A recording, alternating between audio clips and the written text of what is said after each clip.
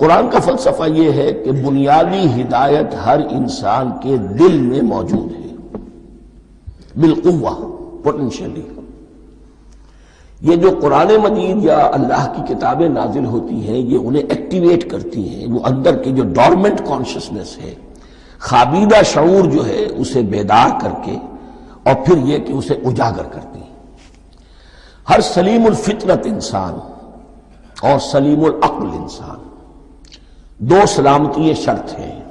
سلیم الفطرت، nature perverted نہ ہو، فطرت مسخ نہ ہو گئی ہو، عقل سلیم ہو۔ ان دونوں چیزوں کا نتیجہ یہ نکلتا ہے کہ وہ انسان از خود، بغیر کسی وحی کی رہنمائی کے، بغیر کسی نبی کی تعلیم کے سے استفادہ کیے ہوئے، از خود بھی کچھ حقائق تک پہنچ جاتا ہے۔ اور وہ حقائق کیا ہے؟ نمبر ایک یہ کہ اس کائنات کا ایک خالق ہے، وہ ایک ہے، اور وہ تمام صفات کمال سے متصف ہے۔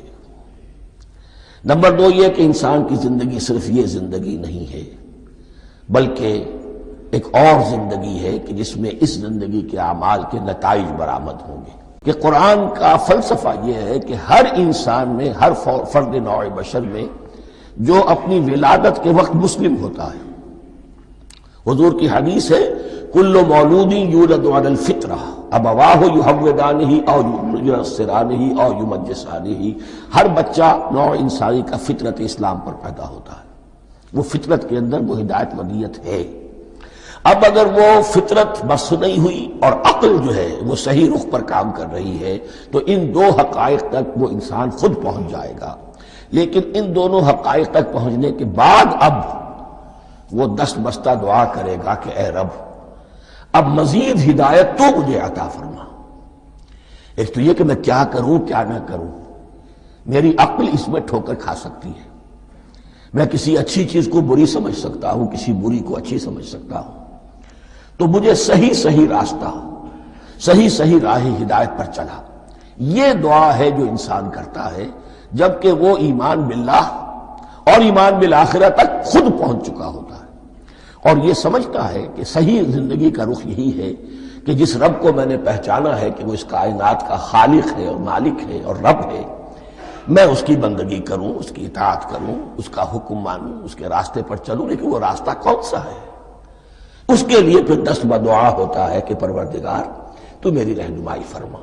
یہ مقام ہے کہ جہاں آپ سمجھ لیجئے اپنے آپ کو بھی آج اس جگہ پر تصور کرتے ہوئے پھر اس سورہ مبارکہ کو پڑھیے کہ آپ اس مقام پر اللہ کے فضل و کرم سے پہنچ چکے ہیں کہ اللہ کو آپ نے پہچان لیا اور اس کی توحید کو جان لیا، اس کی جملہ صفات کمال سے آپ واقف ہو گئے۔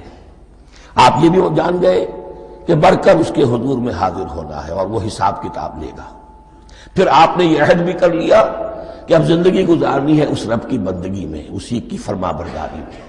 اب یہاں کھڑے ہو کر آپ پوچھتے ہیں کہ اللہ مجھے وہ تفصیلی ہدایت عطا فرما، ایسا نہ ہو کہ کبھی میں کسی راستے پر چلتا ہوا کسی پگڈنڈی پر مڑ جاؤں اور وہ تھوڑی سی جو ڈیوییشن ہو میرے راستے کی وہ میری عاقبت کو برباد کر دے۔ یک لحظہ غافل گشتم و صد سال راہم دور شد، اس لیے کہ ہوتا یہی ہے سیدھے راستے سے ذرا سی کوئی پگڈنڈی جو ہے تھوڑے سے اینگل پر نکلی ہے، لیکن جب چلتے جائیں گے آپ تو جتنے آگے بڑھیں گے اس پر، اس راہ صراط مستقیم سے آپ اتنے ہی زیادہ دور ہوتے چلے جائیں گے۔ یہ ہے قرآن مجید کی حکمت اور فلسفے کے اعتبار سے اس سورہ مبارکہ کا مقام۔